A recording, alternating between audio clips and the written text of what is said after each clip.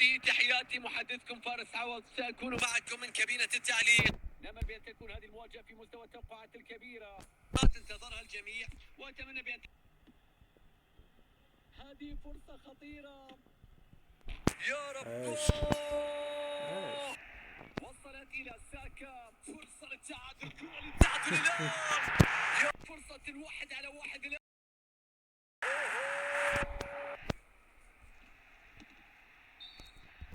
من قبل حكم المباراة، قد فرصة هدف للوكاكو. انطلق في هذه الأثناء صافرة النهاية، معلنة أحداث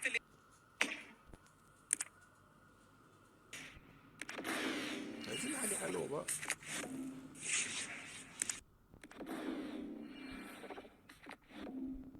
ماشي يا عم، تسلم.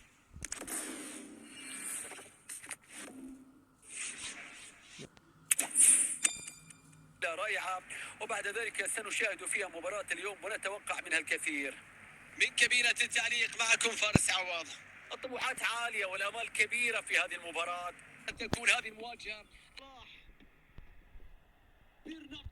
كرة خطرة،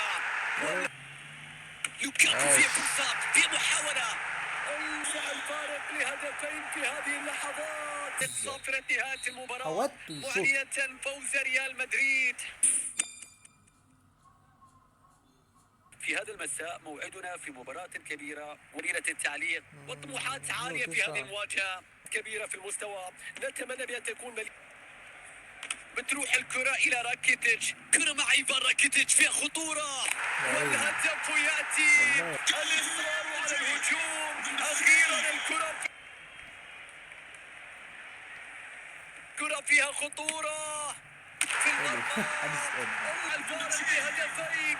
هذه هي صافرة النهاية، ريال مدريد يحصد الفوز اليوم.